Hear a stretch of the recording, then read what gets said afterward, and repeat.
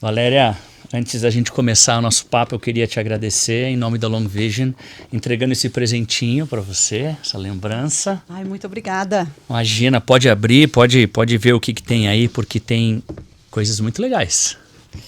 Bom, vocês sempre nos surpreendendo positivamente, né? Que bom. Tem uma cartinha especialmente feita para você. Tá ótimo.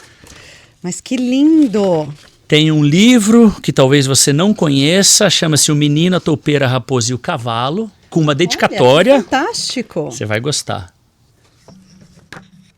Eu costumo dizer, Valéria, que esse livro ele traz reflexões profundas que se parecem muito com um soco no estômago, mas que muitas vezes a gente precisa para refletir, para pensar. É verdade, fantástico.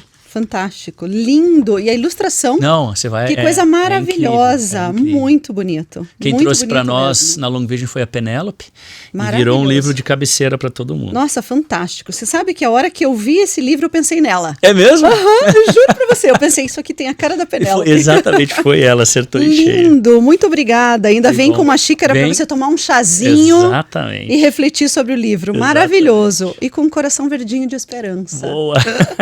Fantástico, muito obrigada. Imagina, obrigado, Adorei, Valéria, eu que agradeço. Obrigada mesmo. Agradecemos a tua participação, que eu sei que você tem uma voz gigante para compartilhar com muitas pessoas aqui no podcast. Mas vamos lá, sejam muito bem-vindos e bem-vindas ao Long Vision Talks, o seu canal para dialogar com gigantes. Eu sempre gosto de começar os meus treinamentos e palestras falando do nosso propósito. E aqui no podcast não seria diferente. O nosso propósito é reduzir o estresse e aumentar a felicidade e a compaixão nas organizações. A voz de hoje aqui comigo com certeza contribui e muito com esse propósito, pois lidera com muita inspiração e muita transformação. Hoje eu converso com Valéria Balesteguin, VP de People e Comms para a América Latina no Electrolux Group. Valéria, seja muito bem-vinda e obrigado novamente por topar esse bate-papo.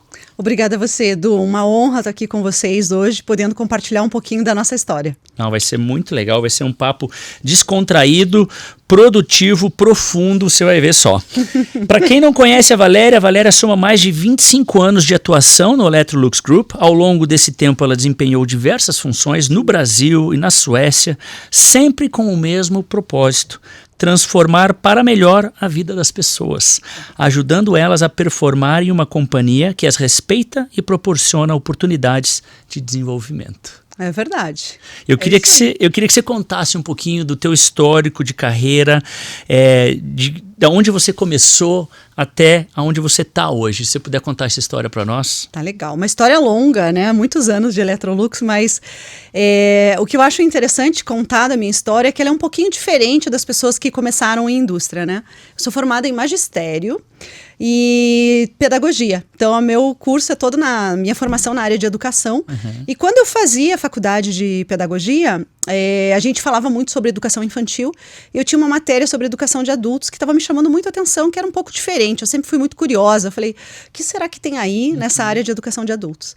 E foi com essa curiosidade que eu acabei indo parar na Prosdóximo, na época, que tinha uma escola, né, de educação para adultos, que era para os colaboradores que trabalhavam na fábrica. Incrível. Então foi dessa maneira que eu acabei entrando no grupo, né, na Prosdóximo na época, e eu fui fazendo meu estágio, lá era meu estágio de formação de faculdade, e fui me apaixonando, porque eu fui lá para ensinar os adultos que trabalhavam na fábrica, mas eu acabei aprendendo muito mais com aquelas pessoas que trabalhavam o dia inteiro, iam à noite estudar, né? Então, assim, o quanto elas também estavam buscando seu desenvolvimento. Então, para mim, aquilo foi... eu fiquei apaixonada, né, por esse mundo e quis conhecer mais. Fui ficando. Você sabe que eu conversei com o Leandro, né, CEO do grupo, que trabalha com você, e ele também começou na época da Prosdóximo. Vocês começaram meio que Começamos juntos. E a gente brinca, até tem um outro colega nosso que é o Anderson, e nessa jornada de ficar por lá, né, começando dessa maneira, eu coordenei o programa de estágio também. Uhum. Então, acabamos nos encontrando, eu, Leandro, Anderson, que são pessoas que estão há muito tempo na empresa, fazíamos parte do mesmo grupo de estágio. Incrível. E fui começando assim, e fui me apaixonando pela área, fui trabalhar na fábrica, como RH para a fábrica, e fui ficando. Então, passei por diversos segmentos da área de recursos humanos, né? E sempre tive uma vontade também de trabalhar fora do grupo. Então, depois de um bom tempo que eu estava no grupo, eu falei, preciso de outros desafios. Eu tinha participado de aquisições na América Latina, tinha trabalhado na área de comunicação, na área de remuneração, na área de treinamento. Falei, eu preciso conhecer algo mais, algo novo, né? E daí foi quando eu acabei migrando para o grupo, para uma posição, para trabalhar no grupo, mas era uma posição global, porque a gente tem uma diferença entre posição global e posição de grupo, né? Sim. Para uma posição global de RH para compras, a princípio eu deveria ficar lá 1 ano e meio. Aonde, que país era? Na Suécia. Suécia. Fui para a Suécia, fui para Estocolmo. Então saí daqui do Brasil em janeiro com 35 graus, né? E cheguei com a família toda lá com -9. Então, assim, isso já foi um choque de realidade no primeiro momento, né? As pessoas me perguntam, como que é Suécia e Brasil? Eu digo, gente, é água e vinho. São duas culturas completamente diferentes e a gente aprende muito quando você muda de país, né? Claro. E lá acabei ficando, eu fui para ficar 1 ano e meio, acabei ficando 6 anos, troquei de posições lá 4 vezes, né? A minha última posição foi ser Head de Talent Management, então, principalmente aí encompass toda a parte de cultura, de treinamento e desenvolvimento, focar em sucessão para os 200 principais executivos da companhia, programas de liderança. Então, trabalhei muito com isso, né? E daí, em 2020, eu retornei para o Brasil. No meio da pandemia ou antes? Eu vim antes da pandemia. Eu cheguei em janeiro de 2020. No que eu cheguei, eu ia sair de férias em fevereiro. E a pandemia chegou, né? Exato, nessa mesma época. Nessa mesma época. Então, assim, resumo da história, eu não saí de férias, né? Eu assumi a posição de People e Comms para a América Latina, né? Com a pandemia chegando comigo. Incrível. E me dando uma rasteira, dizendo, bom, teu desafio não é bem aquilo que você pensou, você tem outro desafio pela frente. Elevou o grau de dificuldade um pouquinho, né? Exatamente. Nossa. E aí, bom, vamos falar um pouquinho desse retorno. Você chega em 2020, e claro, a gente sabe, né, o que todos nós passamos, mas... sem precedentes. Qual foi talvez o grande aprendizado desse momento, Valéria, para você se olhar para trás hoje, né? O que você tira desses 2 anos que, de fato, como você falou, sem precedentes? Bom, eu acho que o grande aprendizado mesmo é que você tem que estar aberto para o que vem pela frente, e você não tem que ter medo de falar com as pessoas. Então, eu acho que esse foi o nosso grande aprendizado, porque como foi uma pandemia, né, sem precedentes, você tem que encontrar uma forma de estar próximo. E a gente tomava decisões todos os dias do que a gente ia fazer. Né? Para colocar as pessoas em casa, para retornar, o que a gente precisava fazer, monitorar. E foi um momento em que as pessoas ficaram muito inseguras, de uma maneira geral, né? E mesmo o RH não tinha as respostas. Claro. O que a gente vai fazer? Então a gente precisou se conectar muito para perguntar, e aí, gente, o que vocês estão sentindo, o que vocês estão precisando, o que a gente pode fazer? Então esse ser humano, que eu acho que é a essência, é a nossa essência, mas às vezes a gente esquece pelo dia a dia. Então, essa questão de ser humano e de se conectar com aquele outro humano para você poder suportar, eu acho que foi o grande aprendizado, sabe? Perfeito. Que você pode fazer tudo desde que você esteja próximo, você esteja junto e você construa soluções. Eu acho que é isso. Eu falei para você que a única surpresa do nosso podcast é que eu abro esse livro em algum momento que eu acho que conecta com o que você falou. Sim. E geralmente eu abro mais no final e no meio. O teu eu vou abrir bem no início porque você me deu um gancho perfeito. Você não conhece o livro, né? O Menino, a Topeira, a Raposa e o Cavalo, mas eu vou abrir numa página que é o seguinte. Tá o cavalo, o menino, a topeira e a raposa embaixo de uma árvore conversando. E aí eu vou ler para você o que diz aqui essas 2 páginas. A raposa nunca fala nada, sussurrou o menino. Verdade. Mesmo assim, é ótimo que ela esteja conosco, disse o cavalo. Para ser sincero, às vezes acho que não tenho nada de interessante para dizer, confessou a topeira. Ser sincero é sempre interessante, disse o cavalo. Nesse momento que você trouxe, né, de conexão, de sinceridade, de falar real, de transparência, foi um pouco disso que vocês viveram nesse momento? Sim, eu acho que foi muito disso, de você ser vulnerável o suficiente e dizer, eu não tenho as respostas. Porque como era um processo sem precedentes, a gente não tinha as respostas. A gente tinha que buscar juntos e criar juntos. Então, eu acho que é um momento de você ser vulnerável e de você ser transparente e muitas vezes dizer, olha, não sei. Então, acho que foi muito esse momento de construir. Interessante. Então, vamos lá. Vamos falar um pouquinho de liderança. Sim. Quais são, para você, as qualidades e habilidades essenciais que você acredita hoje serem fundamentais para líderes mulheres no ambiente corporativo de hoje? Vamos falar um pouquinho da liderança feminina. Tá legal. Eu acho que assim, o principal, né, a gente fala muito de liderança feminina, e uma das reflexões que eu trago, assim, é o quanto as mulheres foram para o mercado de trabalho, as líderes mulheres foram para o mercado de trabalho, e o quanto muitas vezes elas tentaram adequar o seu estilo de liderança a um estilo de liderança que estava vigente na época. Que não se diz que talvez era o melhor estilo de liderança. Mas né? era o que acontecia. Mas era o que acontecia. E assim, é tão simbólico isso que as mulheres começaram a usar ternos, né? Verdade. Que não é uma vestimenta tipicamente feminina. Verdade. Então, as mulheres, quando elas entraram no mercado de trabalho, principalmente nas funções de liderança, elas tinham uma postura muito mais formal, né? E para mim, essa liderança, ela tem que ser uma liderança fiel a você mesmo. Então, quando você é o que você é, você traz o teu melhor. Autenticidade. Autenticidade. Então, falar sobre um estilo de liderança, eu acho que você tem que ser fiel a você mesmo. Qual é o seu estilo, né? A gente fala muito da liderança humanizada, de estar próximo das pessoas, e para mim isso cabe tanto para o líder homem quanto para a líder mulher, independente. Então, eu acredito que o que é importante é você ter essa autenticidade, você saber quais são os valores que você tem, você estar atento ao outro, Perfeito. que não é necessariamente só para as mulheres, mas eu acho que é para os dois, né? Sim. Eu acho que a gente tem que tirar esses estereótipos, porque muitas vezes também a gente fala, os homens e tudo mais, mas não são os homens. Sim. A gente vestia um estilo que se dizia que era o correto. É mais ou menos como, bom, você sabe disso, porque a gente vem de uma cultura de comando e controle. Exatamente. E garanto que talvez lá atrás muitos líderes não acreditavam ou não compravam aquilo, mas tinham que colocar essa vestimenta no comando e controle, porque é o que acontece nas organizações. É um pouco sobre isso. Exatamente, era o que se dizia que era o correto, né? E eu acho que não cabe isso, essa autenticidade. A gente ainda no grupo, né, a gente tem aí um modelo de liderança que a gente fala de pessoas, que é 50% business e 50% people. Então a gente vem trazendo isso muito fortemente nas organizações, porque a gente ainda vê muitos líderes, né, não só na Electrolux, mas fora, Sim. muito focados somente no negócio. No negócio.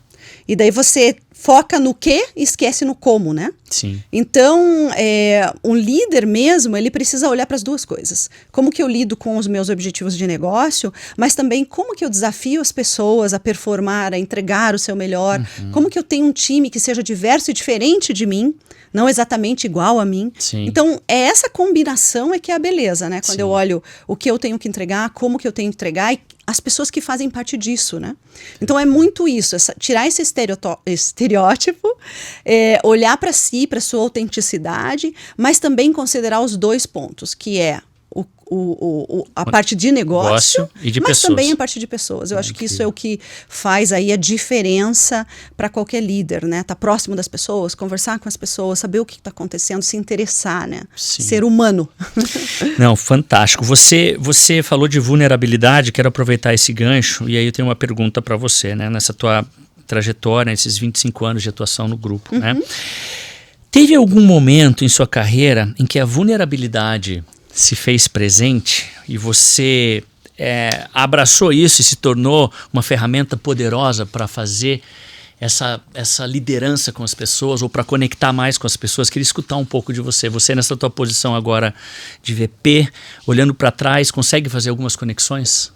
Assim, eu lembro de, acho que 2 exemplos que são muito marcantes para mim. Eu acho que assim, os dois têm um pouco a ver com a diversidade também, né? E o quanto nós, mulheres, a gente vem conseguindo e conquistando um espaço no mercado de trabalho, mas muitas vezes a gente também tem as nossas inseguranças, né? Então, eu me lembro quando eu fui para o grupo, eu estava trabalhando lá já fazia 1 ano, mais ou menos, o meu líder na época me chamou e me disse, olha, Valéria, eu sei que o teu contrato em breve vai vencer, né? Você vai voltar para o Brasil, que era o nosso plano.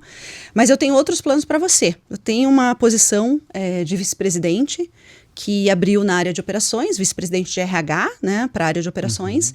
E eu acho que você é perfeita para o cargo. Aí eu olhei para ele e falei assim, eu? Eu? Ele falou, sim, você, não sei o quê, eu queria que você pensasse, então, né? Isso era, sei lá, uma terça-feira, 5 horas da tarde. Você tem até amanhã de manhã para me dar a resposta. Uau.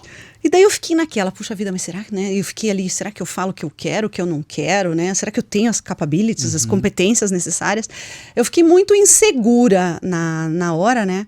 E falei pra ele, mas você tem certeza, Lars, que sou eu a pessoa? Daí ele falou, não, eu tenho certeza, sim. Daí eu falei, ele falou, mas vai pra casa, pensa e amanhã de manhã você me dá a resposta. Eu fui pra casa pensando, né? Falei, meu Deus do céu, como é que eu vou dizer pra ele que eu não me sinto, que eu tô preparada, que eu tenho Como é que eu vou ser vulnerável Como é que eu vou nesse ser ponto? vulnerável nesse ponto de dizer, olha, então, acho que... E daí, no dia seguinte, eu voltei pra conversar com ele e falei, olha, Lars, eu não sei o que você viu, né? Mas eu não sei se eu sou capaz de ser, né, vice-presidente para essa área de operações, é uma área global, com todas as transformações que você quer que aconteça. Ele falou, Valéria, você é uma pessoa que conhece de setor, você tem uma excelente comunicação. Então ele foi listando uma série de coisas que ele acreditava que eu tinha e que poderiam fazer a diferença naquela função. E foi super interessante porque às vezes a gente não se dá conta dos nossos pontos fortes. E eu consegui ser vulnerável o suficiente e dizer para ele, puxa, Lars, obrigada. Eu estava só olhando estes outros pontos aqui que eu estava achando que eu ia ter dificuldade. Ele falou, eu acredito em você, tenho certeza que vai dar certo. Então, se você estiver disposta, vamos junto.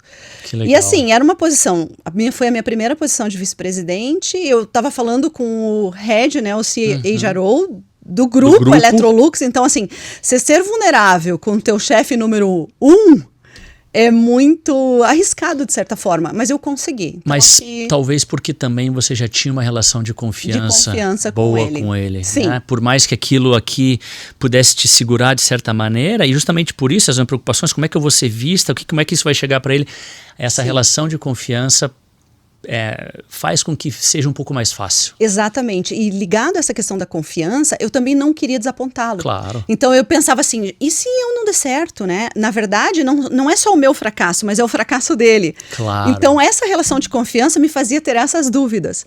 E foi super interessante, assim, eu assumi a posição, ele sempre me deu todo o respaldo que eu precisava.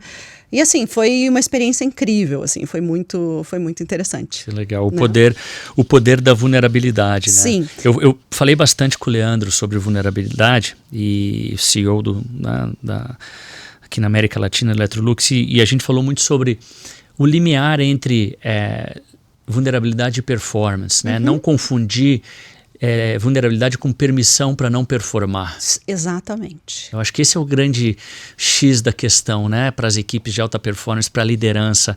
Ser vulnerável é necessário, mas ela não pode te dar permissão para você não performar e não entregar. Não, muito pelo contrário. Você pode ser vulnerável e ser vulnerável, mas pedindo permissão para o outro te ajudar. Boa, perfeito. Né? Então você está dando permissão, dizendo assim, ó, me ajuda. Eu tô precisando de ajuda aqui. Aqui eu não acho que eu não mando bem. Como é que eu posso me desenvolver? Não é você entrar naquele papel de vitimização.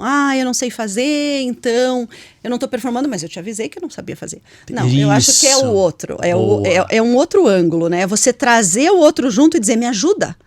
Eu tô precisando de ajuda aqui para eu ser melhor, né? Então eu acredito muito nessa relação da vulnerabilidade. Concordo, 100%. Vou conectar duas coisas que a gente está falando aqui. A primeira foi do teu momento de entrada, em 2020. Porque logo na sequência a gente começou a trabalhar junto.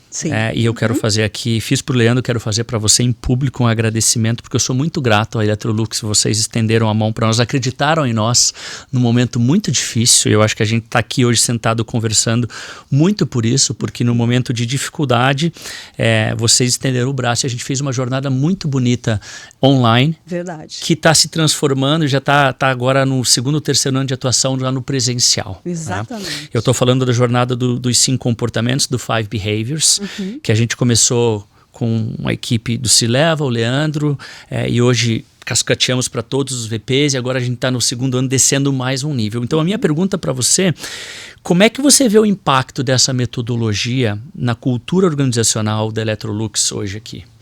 Olha, o impacto assim é impressionante, eu diria, né? Foi começar essa construção com o C-Level foi fantástico. Acho que foi bastante arrojado, nós, né, num momento trazer todo um time novo, mas foi fundamental para a gente garantir os nossos resultados. Eu acho que os resultados que a gente entregou o ano passado estão extremamente vinculados ao trabalho que a gente fez de confiança, né?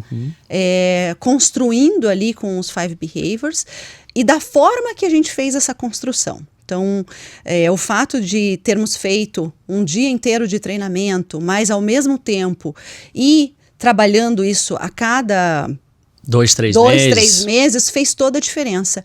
Porque fez com que o grupo fosse vivenciando e experimentando, né, esse novo formato, falar sobre vulnerabilidade, sobre confiança, sobre cobrar os outros, né? Praticar o accountability na veia. Praticar o accountability na veia, dar feedback, fechar as caixas. Eu acho assim, fizeram completamente a diferença na construção da confiança e trabalhar com conflito. Então, acho que o fato de a gente ter começado com o T2 foi fundamental, porque você começa a falar uma linguagem comum dentro da organização. Perfeito. A gente fala a mesma língua, né? Então, ele teve um efeito, assim, fantástico, eu diria, quando a gente começou e a gente fez a avaliação e quando a gente chegou no final do ano e a gente fez a nova avaliação. E viu antes e o depois. E o antes e o depois. Então, acho que não é uma percepção somente minha, né, de recursos humanos, mas a gente viu a construção acontecendo com o grupo e o grupo viu essa evolução. E fez com que continuasse, né, eu quero fazer mais. Legal. Então, levando para o T3, acho que foi fundamental para a gente continuar falando sobre isso, né? Manter isso vivo. Manter vivo e também trazer isso para o restante da organização, porque o efeito foi tão benéfico para nós que a gente falou, a gente precisa espalhar para a organização, a gente precisa falar a mesma língua. E eu vejo que com isso a gente começou a baixar os conflitos e fazer com que a colaboração ela fosse ainda mais relevante na nossa cultura. A gente fala muito de colaboração. Sim. E a Electrolux é uma empresa de relacionamento, né? E você sabe, todo relacionamento, né, tem o seu lado muito positivo, Sim. mas tem momentos que a gente também usa os nossos gatilhos, Claro. né? Então, alguns gatilhos fazem com que a gente não seja tão colaborativo, produtivo. Então, essa metodologia dos 5 Behaviors fez com que a gente pudesse olhar para esses comportamentos e o nosso jeitão de funcionar e melhorar ainda mais a nossa cultura. Que legal escutar. Você sabe que tem um outro elemento que eu acho que é fantástico, que é como é que você traz isso até numa cultura, vamos dizer assim, diferente da cultura brasileira, uma cultura sueca, que também tem as suas particularidades, né? Ainda mais quando a gente fala de conflito, Sim. de buscar o consenso, e aqui a gente não fala em buscar o consenso, e sim em buscar o buy-in, né? O disagree and commit, eu discordo, mas me comprometo.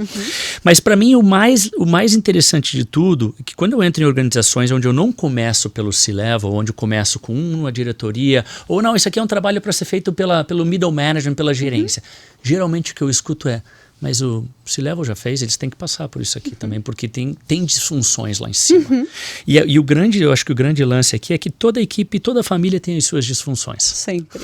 E quando a gente está disposto a olhar para elas e trabalhar e se tornar uma unidade familiar mais produtiva, mais funcional, ou uma equipe de trabalho mais, a gente começa a ver esses resultados. Né? Exatamente. Que legal. E acho que é legal, assim, a gente começa, sim, a ver esses resultados na organização como um todo. Então, eu vejo o T3, que a gente chama, né?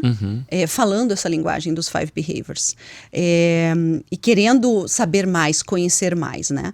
A gente acompanha sempre os resultados, né, e os comentários que falam sobre nós na Glassdoor.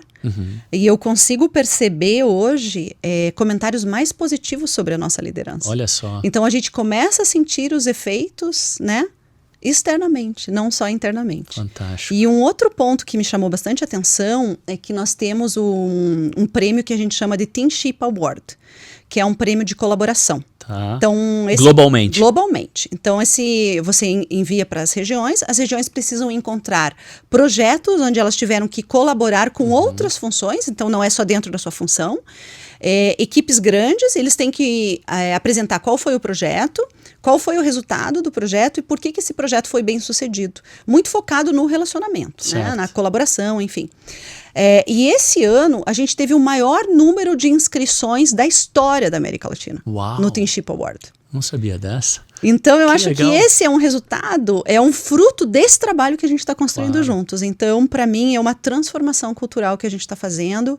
E eu sinto muito orgulho da gente ter trabalhado junto nisso e poder perceber esses resultados acontecendo. Então, fantástico. Que bom, todo mundo. Tô aí curiosa ganha. por esse ano aí, que a gente tem mais. Não, esse ano vai ser bom, esse ano vai ser bom. Vamos falar um pouquinho de RH e estratégia. Certo. Tá? O Electrolux Group se destaca entre as empresas que mais promovem igualdade de gênero no ambiente de trabalho. E aí, quais estratégias de RH são cruciais para isso? O que vocês têm feito? Tá legal. Acho que aí, vou voltar um pouquinho da minha história, né, pessoal, que eu acho que se conecta muito com isso. Quando eu fui em 2014 para o grupo, né, para a Suécia, eu fiquei muito impactada pela questão da diversidade, né, e pela equidade de gênero. Alta ou baixa? Alta, altíssima, né? Então, assim, coisas muito simples, como um homem sair da reunião e dizer, tô indo buscar meu filho na escola às 3 horas da tarde, e ninguém fala nada, foram coisas que me chamaram a atenção. Eu me lembro também, quando eu fui para a Suécia, né? Muitas pessoas aqui do Brasil me perguntaram, tá, mas teu marido vai com você? Eu falei, sim, vai a família toda. Mas ele não vai trabalhar? Ele vai ficar lá sem trabalhar? Olha só. Então, uma coisa muito cultural pra gente, né? E quando eu cheguei na Suécia, o fato do meu marido ter ido comigo era um fato muito normal, muito comum, porque você vê isso muito acontecendo. Então, foram coisas que me chamaram muito a atenção e me despertou muito essa questão aí da diversidade, da equidade de gênero, né? E por que o Electrolux Group se destaca nisso? Eu acredito que por ser uma empresa sueca, a gente já tem esse DNA dentro da organização. A gente tem metas, inclusive, né, até 2030, a gente ter entre 40% a 60% de líderes mulheres, né? Ótimo. E quando a gente fala de líderes mulheres, a gente fala aí em todos os níveis de liderança, em todas as funções. Eu acho que isso é um grande aprendizado para a gente, né? Eu consegui, assim, para mim foi... Os 6 anos que eu fiquei lá foram aprendizados constantes dessa questão de diversidade, do que isso realmente representa na prática. E a gente, quando eu voltei, eu trouxe isso muito para nós, né? Mas acho que o que realmente faz a diferença quando a gente fala em diversidade, em equidade, quando a gente fala dessa agenda, é você ter um comprometimento da alta liderança da organização. Porque quando você tem um comprometimento da alta liderança, você, enquanto RH, enquanto pessoas, você pode trazer N programas e esses programas, sim, vão ser implementados porque a gente acredita nessa agenda. Não é uma agenda do RH. Não é uma agenda do RH.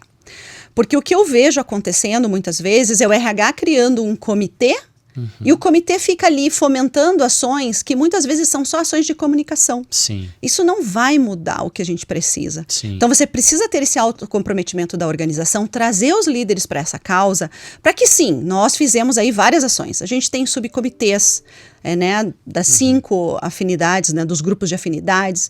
Nós implementamos licença parental para todos os tipos de família. A gente tem N programas aí, a gente tem um trabalho fundamental que eu adoro, que é um programa que a gente chama de gastronomia sustentável, que é para formar também pessoas em situação de vulnerabilidade social, a se tornarem aí chefes, né, poderem ter uma carreira. E a gente tem vagas para pessoas trans, né? Eu não sei se você sabe, mas assim, a expectativa de vida de uma pessoa trans é 35 anos. É muito então, baixa. é muito baixa. Então, a gente precisa trazer isso para a sociedade também, né? Como que a gente ajuda com isso? Claro. Nós temos targets internos, mas tudo isso é possível porque a gente tem uma liderança que apoia. Que está comprada. Que está comprada com a situação. Aí você consegue ter recrutamento afirmativo. A gente acabou de contratar um turno em São Carlos só de mulheres. Então você consegue fazer esse tipo de ações porque você tem uma liderança comprometida. Se isso for só uma bandeira do RH, é uma bandeira muito solitária. Morre você na casca, não né? consegue fazer a transformação. Então, eu acredito que a gente é muito bem sucedido, primeiro porque a gente conseguiu fazer com que a liderança entenda que a gente tem que ter sim uma representatividade da sociedade dentro da organização, Sim. porque isso vai fazer a diferença para você se conectar com o teu consumidor.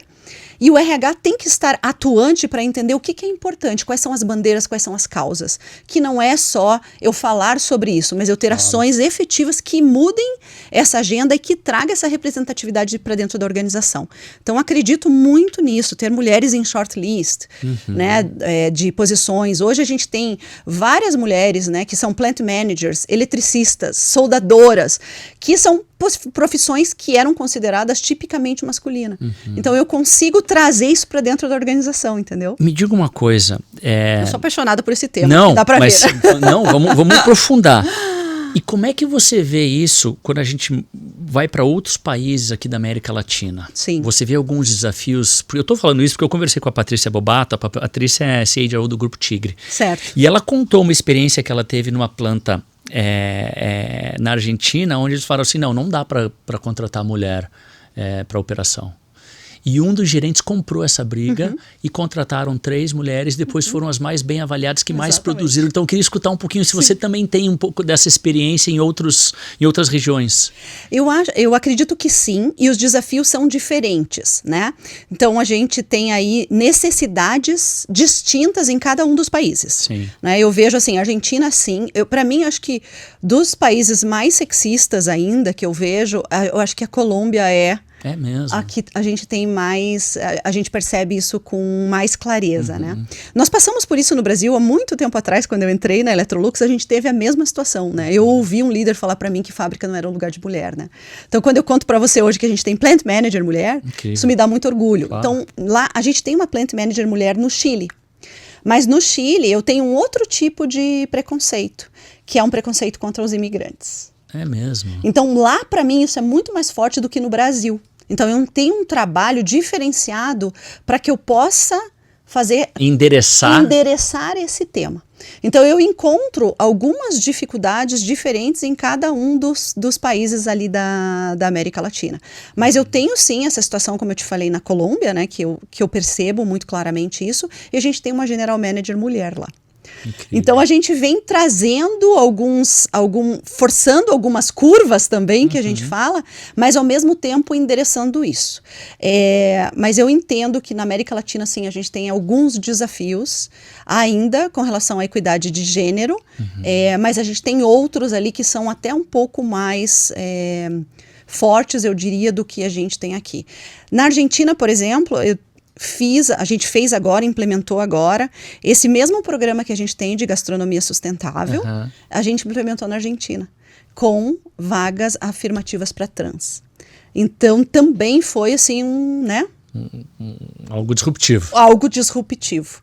Então, a gente vem trazendo algumas experiências que a gente teve aqui, trazendo os líderes para essa causa junto com a gente e fazendo alguns pilotos para ver o que funciona.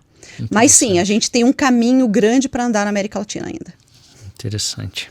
Vamos falar de inspiração e futuro, porque eu conheço bem você é uma pessoa que inspira aonde você passa, e eu vou voltar um pouquinho na tua história de começou com magistério, né? Então, a minha pergunta aqui é, quais conselhos você daria para jovens, e aí pode ser mulheres e homens que estão começando as suas carreiras e aspiram posições de liderança? O que se daria para quem está escutando a gente e vai escutar? Quais são os conselhos que a Valéria traz? Bom, eu acho que a gente precisa, na verdade, assim, primeiro, eu acho que quando você é jovem, nem sempre você sabe o que você quer, né? Tem tanta coisa aparecendo na nossa vida que você fala, eu quero ser isso, eu quero ser aquilo. E eu me lembro quando eu era estagiária, na verdade eu queria ser efetivada. Esse era o primeiro objetivo. Esse era o primeiro objetivo. Olha, eu quero ser, eu tô precisando do emprego, eu gostei desse lugar, o pessoal aqui é super legal, é uma empresa enorme, eu vou poder crescer. Boa. Então, assim, o meu primeiro objetivo era ser efetivada. Então, acho que a gente, muitas vezes, quando a gente é muito jovem, a gente tem muitos sonhos e a gente não sabe muito bem como conectar as coisas, né? Então eu diria, a primeira coisa é você observar quem está ao teu redor, né? Começa a observar muito as pessoas que você considera bem-sucedidas, o que essas pessoas têm, né? O que essas pessoas têm de diferencial. E cada um de nós, a gente tem algumas coisas que são únicas, claro, né? Então assim, qual que é essa tua coisa única, né? Eu, por exemplo, eu acho que eu acabei sendo bem-sucedida na organização porque eu sempre fui uma pessoa bastante curiosa, mas eu sempre quis fazer aquela atividade que me davam da melhor forma. Então, se me pediam para fazer, né, uma apresentação, e naquela época, né, a gente fazia as apresentações ainda, você lembra naquela... o retroprojetor? Retroprojetor, exatamente, olha como eu sou antiga. Eu dei aula com o retroprojetor. Pensa. Então, assim, tinha que fazer uma apresentação no retroprojetor, né? Como é que eu ia fazer essa apresentação? E eu sempre procurava olhar assim, se eu fosse essa pessoa que ia assistir, o que ela gostaria de ver? Então, ter essa coisa de trazer algo a mais. Então, acho que esse é um conselho que eu passo para os jovens, né? Eu vejo que os jovens têm uma ansiedade muito grande de crescer. Não fique tão preocupado com o próximo passo. Faça o teu melhor naquilo que você está fazendo. Porque quando você vai fazendo o teu melhor, as oportunidades vão abrindo para você, né? Nem sempre vai abrir exatamente naquilo que você quer, mas não tenha medo de mudar de áreas, de experimentar. Eu acho que enquanto você é jovem, você tem que experimentar várias coisas. E muitas vezes você tem que dar um passo para o lado para depois você dar 2 para cima. Eu fiz isso muitas vezes na minha carreira também.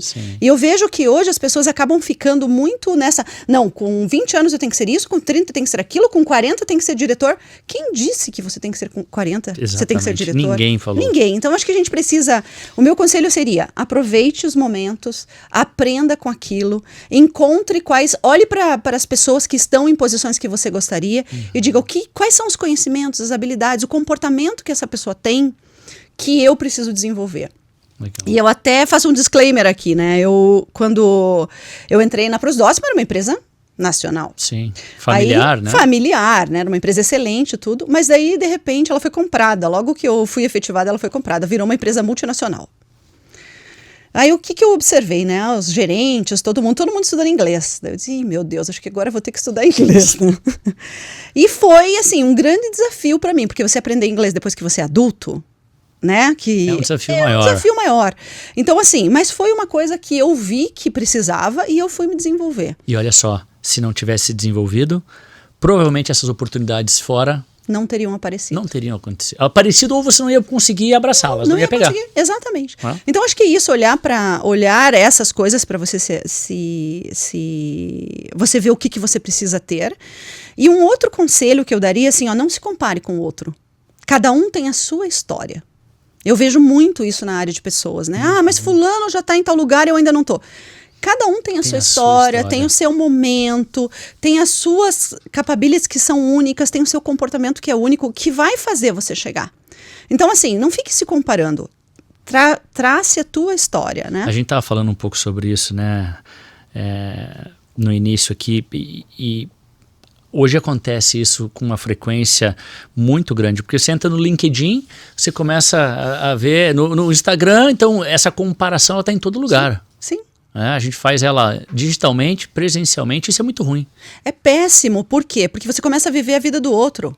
E você começa a achar que você que não cabe. Sim. Que você que não sabe, o outro já fez isso, já fez aquilo. Será que fez mesmo?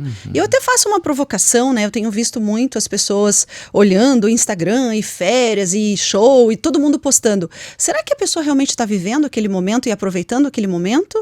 Ou ela está mostrando? Perfeito. Então eu acho que a gente precisa olhar para a gente e olhar para trás o quanto a gente já caminhou. Perfeito. Porque a gente tem a tendência a ficar olhando para cima e olhando para o lado. Olha para trás e pensa tudo o que você já fez, né? E olha o que você quer chegar. E caminha para isso. O restante vai ser consequência. Não tenha dúvida. É uma resposta longa, mas eu acho que eu compartilho dessa tua visão. Vamos olhar essa história de 25 anos aqui, Valéria começando lá e agora aqui, né, como VP.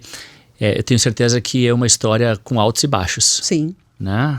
Talvez alguns platôs, altos e baixos. Se a gente pudesse aqui elencar e você pudesse compartilhar com a gente alguns desses altos e talvez alguns desses baixos, porque tem pessoas que talvez estejam nesse momento agora e a tua experiência pode ajudar, tem pessoas que vão passar por esse vale um pouco mais na frente. Quais seriam, o que você elencaria de um momento alto na tua carreira e um momento baixo, se você puder dividir? Sim. Eu acho que assim, eu tive vários altos e baixos, né? 25 anos de história, acho que você tem vários momentos que te deixam super felizes, né? Por você ter feito a diferença na vida das pessoas.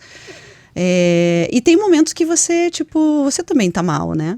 Então, assim, acho que eu tenho algumas coisas bem no começo da minha carreira, que foi quando a gente implementou o 2º grau para a organização. Então, acho que esse foi um momento que me deu muita felicidade, porque eu conseguia perceber a diferença que eu estava fazendo na vida daquelas pessoas. Que interessante. Então isso é uma coisa assim que me dá bastante orgulho, assim, sabe? Quando eu olho para trás e digo, puxa vida, eu consegui trazer, eu consegui formar tantas pessoas e eu tenho certeza que isso fez a diferença para elas, não só na vida pessoal, na vida profissional, mas pessoal também, né? Então, eu acho que isso é uma coisa que me chama bastante atenção. Então, eu tenho aí vários projetos que me fizeram sentir orgulho. O fato de eu ter ido para a Suécia também, acho que foi uma coisa que eu almejava ter essa experiência internacional. E eu já tinha uma função de liderança na época que eu fui. Eu acho que, assim, também um outro momento bem feliz, assim, foi quando eu me tornei líder, né? De pessoas, que era uma coisa que eu queria, sempre gostei muito de trabalhar com pessoas, então eu queria muito ter essa experiência de gestão, e daí eu vou conectar isso com um momento baixo também, que foi, lógico, quando você é um líder inexperiente, né, e eu falo desse líder muitas vezes de assumir o papel da liderança do jeito que ela é, não ser fiel a você mesmo. Eu cometi, sim, alguns erros na minha carreira de gestão, onde eu fui dura demais, onde eu pressionei demais, né, que não era necessariamente a minha essência, mas era a escola que eu tinha aprendido. Olha só. Então isso foi ruim, assim, eu tive pessoas que acabaram, né, me deixando, porque elas não deixam a organização, elas deixam o líder. Então elas acabaram me deixando, pessoas que eu tinha muita consideração, enfim. Então acho que teve um momento da felicidade, mas teve a inexperiência e o fato de eu não ser eu mesma. E eu acho que isso fez com que eu perdesse essas pessoas. Então eu tive aí esse momento que foi muito ruim, né? Obrigado por compartilhar. Mas eu acho que essas experiências também fazem com que a gente aprenda e não cometa os mesmos erros na frente. Sim, né? sim. E a gente a gente tem a tendência a falar muito de sucesso, né? E a gente, na verdade, a gente aprende muito com os nossos fracassos, né? Quando eu cheguei na Suécia, eu tinha um jeito de pensar e aqui na América Latina a gente pensa mais ou menos do mesmo jeito, né? Sim. E quando eu comecei a trabalhar com pessoas de diversas nacionalidades, então no meu time eu tinha... Primeiro eu fui como uma... não como líder, mas como individual contributor, né? Então eu fazia muitas coisas por mim, mas depois eu me tornei líder, né? E aí eu tinha 10 nacionalidades diferentes, cada um pensando de um jeito. Então, histórias assim, de vida diferentes, histórias de backgrounds diferentes, culturas diferentes. Totalmente. Então você fala uma coisa, a pessoa entende outra. Eu me deparei com situações que eu nunca tinha vivenciado na América Latina, que foram muito difíceis. Então foi um aprendizado, eu tive que me reinventar. Eu não posso dizer que foi um fracasso, mas assim, eu precisei me reinventar enquanto líder para poder me conectar com essas pessoas. Você lembra de alguma que você pode compartilhar? De bate-pronto, assim, alguma situação que foi um grande desafio Eu acho assim, ó, eu tive algumas nacionalidades que pensam muito diferentes da gente. E quando você tenta se comunicar do teu jeito, não funciona. Porque você está falando com o teu viés e com o teu jeito de se comunicar com essa pessoa. Né? Então você tem que começar a fazer perguntas para entender como é que essa pessoa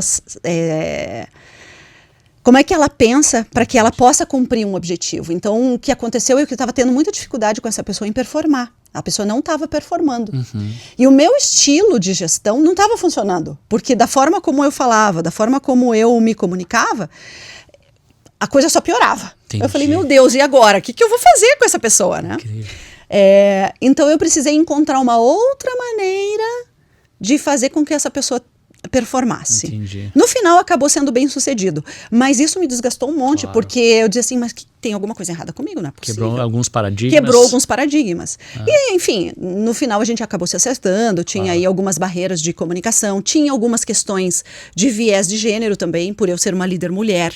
Então acontece também. Claro. Então tinham algumas coisas ali que a gente não era estava só conseguindo. teu. Não era só meu. Não era só teu. Tinha Não, uma era dos parte dois tua, lados. claro. Mas assim, foi desafiador, eu diria pra você.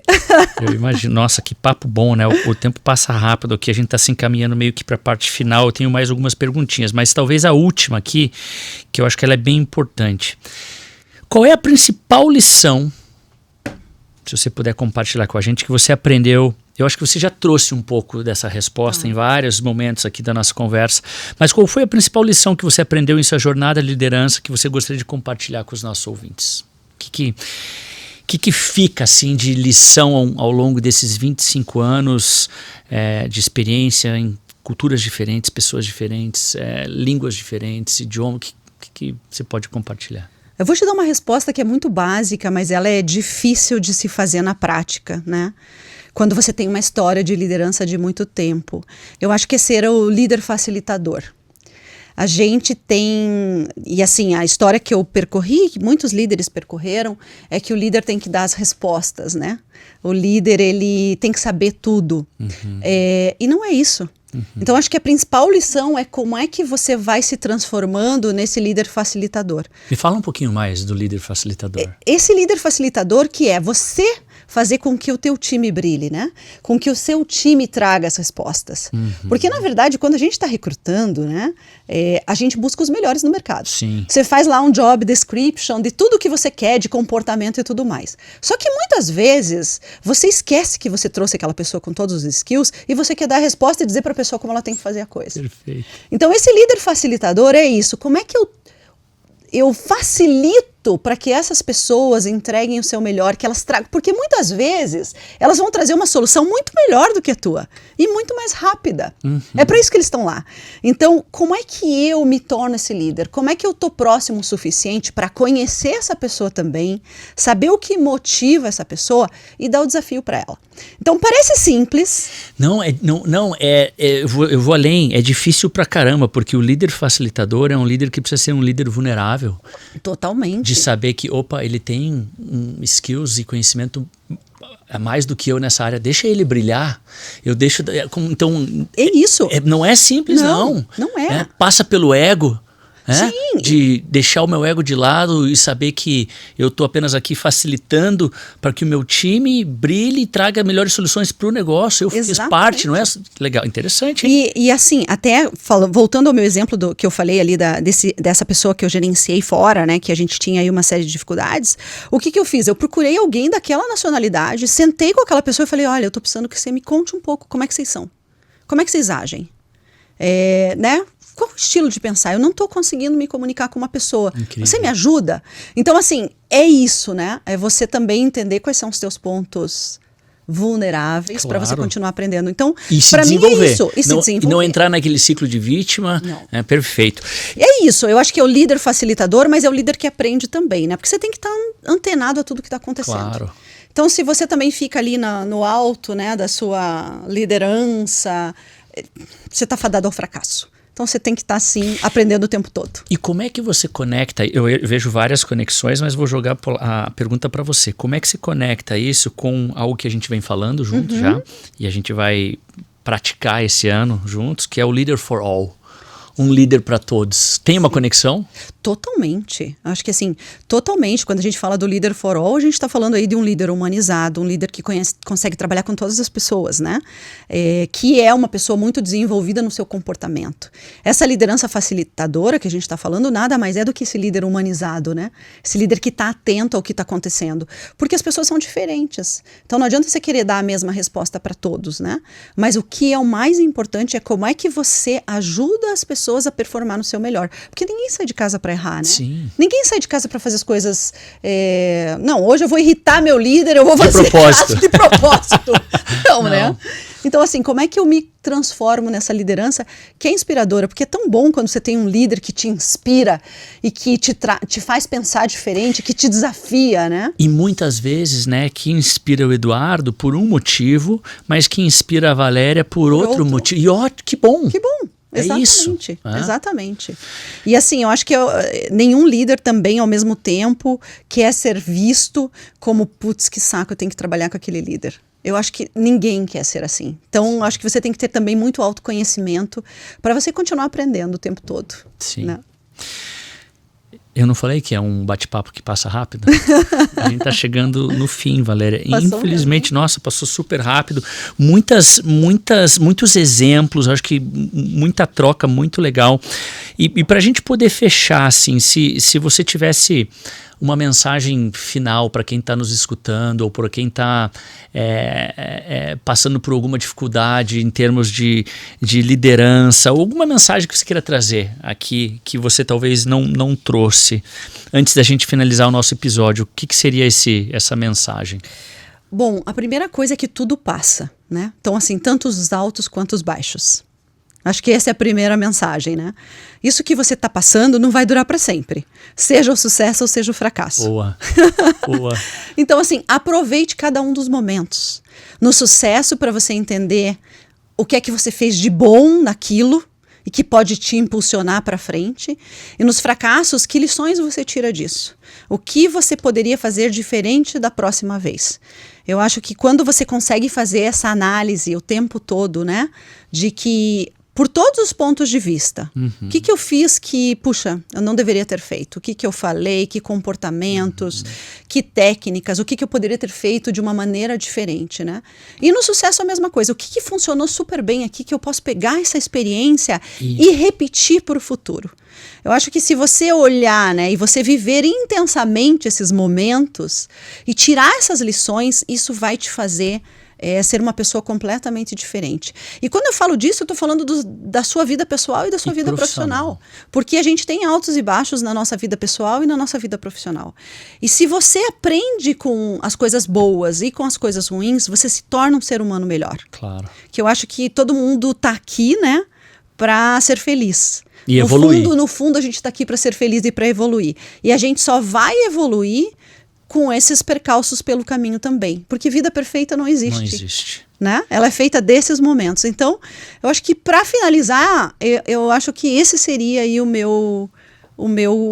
tua mensagem a minha final. mensagem. Adorei. Viva intensamente.